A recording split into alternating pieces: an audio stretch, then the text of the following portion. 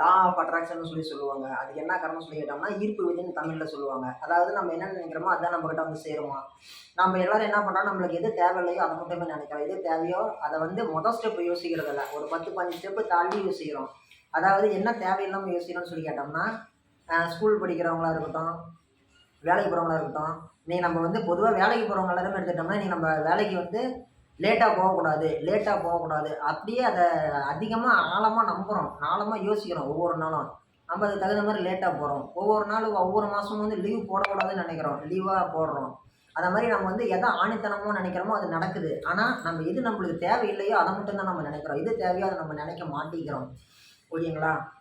Okay, நம்மளுக்கு எது தேவையோ அதை நினைக்கிறோம் அப்படின்னா, நம்மளுக்கு தேவையானதில் வந்து அடிப்படையான ஒரு விஷயம், ஒரு அடிப்படை கட்டமைப்பு அப்படிங்கிறது தேவை. ஓகேங்களா? ஒரு பேசிக் ஒரு பேஸ்மெண்ட் அப்படிங்கிறது நம்ம யோசிக்கிறது இல்லை.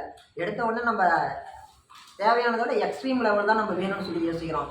அப்படியே அதை நம்ம யோசிச்சோம்னாலும் அதுக்கான முயற்சிகள் அப்படிங்கிறத நம்ம செய்யறதில்ல. உதாரணத்துக்கு வந்து இப்போ நம்ம எத்தனையோ பேர் நம்ம போகிற வழியிலே கிராஸ் பண்ணி போகிறோம், ஒரு டீ கடையை பார்க்குறோம். மச்சான் நம்ம டீ கடை போட்டால் நாமளும் பெரிய லெவலில் வந்துடலான்னு சொல்லி நினைக்கிறோம். 6 மாதம் கழித்து பார்க்குறோம், அப்பயும் நம்ம ஃப்யூச்சரில் டீ கடை போட்டு நாமளும் இதே மாதிரி ஒரு சூரியவம்சம் படத்தில் பஸ்ஸு போட்டு அவங்க பெரிய ஆளாக வர மாதிரி நாமளும் ஒரு டீ கடை வச்சு நாமளும் ஒரு பெரிய லெவலில் வரணும்னு சொல்லி நினைக்கிறோம். ஒவ்வொரு வருஷத்துலேயும் 2 6 மாதம் வருது, 2 6 மாதம் இருக்கவும் நம்மளாம் யோசிச்சுட்டு மட்டும்தான் இருக்கிறோம். ஸோ இந்த இடத்துல லா ஆஃப் அட்ராக்ஷன் அப்படிங்கிறது எப்படி வேலை செய்யும்னு சொல்லி கேட்டிங்கன்னா, வேலை செய்ய வழியே இல்லை. ஓகேங்களா? நம்ம வந்து அதுக்கு உண்டான ஒரு அடிப்படை புரிதல் அப்படிங்கிறது இருக்கணும். ஒரு டீ கடை வைக்கிறோம் அப்படின்னா அதுக்கு உண்டான அடிப்படையான ஒரு புரிதல்லாம் இருக்கும். ஒரு டீ வைக்க தெரியணும், ஒரு பலகாரம் செய்ய தெரியணும், கஸ்டமரை டீல் பண்ண தெரியணும். இப்போ அந்த இடத்துல ஆளுங்க லீவ் போட்டாங்கன்னா அதை மேனேஜ் பண்ண தெரியணும், அதை வரவு செலவு சரியாக பார்த்துக்கணும். ஓகேங்களா? இப்படி எவ்வளவோ அடிப்படையான விஷயங்கள்லாம் இருக்குது. அதை பற்றின எந்த ஒரு புரிதலுமே இல்லாமல், அதை பற்றின எந்த ஒரு அடிப்படையான ஒரு தகவலுமே இல்லாமல் நம்ம லா ஆஃப் அட்ராக்ஷன் மட்டுமே வச்சு நம்ம எதையும் செய்ய முடியாது. லா ஆஃப் அட்ராக்ஷன் அப்படிங்கிறது பெரிய இடத்துல கூட வேலை செய்யும். இப்போ உதாரணத்துக்கு சொன்னோம்னா, ஒரு பப்ளிக் எக்ஸாம் எழுதுகிறவங்க நாளைக்கு இந்த கேள்வி கண்டிப்பாக வரும் அப்படின்னு சொல்லி ஆணித்தனமாக நம்பி படிக்கிறாங்க. ஓகேங்களா? அந்த கேள்வி நாளைக்கு அவங்களுக்கு வந்து யூஸ் ஆகும்.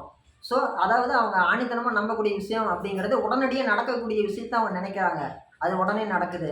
நம்ம யோசிக்கும் போது என்ன யோசிக்கிறோம், இதை யோசிக்கிறோமா 3 வருஷம் கழிச்சு இது நம்மளுக்கு அதை செய்யணும், 5 வருஷம் கழிச்சு நம்ம இதை செய்யணும்னு சொல்லி நினைக்கும் போது என்ன ஆகுது, அதனுடைய கேப் இடைவெளிங்கிறது நடக்குது. அதுக்கு இடையில நம்ம அதை மட்டுமே யோசிக்கிறது இல்லை, நம்ம இடையில குறுக்கிற 4-5 சிந்தனைகளை கலந்து விடவும் லா ஆஃப் அட்ராக்ஷன் எப்படி பேஸ் பண்ணி வேலை செய்கிறது அப்படிங்கிறத கன்ஃபியூஷன் ஆகுது. ஓகேங்களா? என்ன சொல்ல வரோம்னா, உங்களுக்கு எதை தேவையோ அதை நினைங்க. ஓகேங்களா? அது உங்களுக்கு வந்து சேரும். அதற்கான கால இடைவெளி அப்படிங்கிறது குறுகிய அளவில் இருக்கிற மாதிரி யோசிங்க. எது தேவையோ அதை மட்டும் யோசிங்க. நல்லதே நினைங்க, நல்லதே நடக்கும்.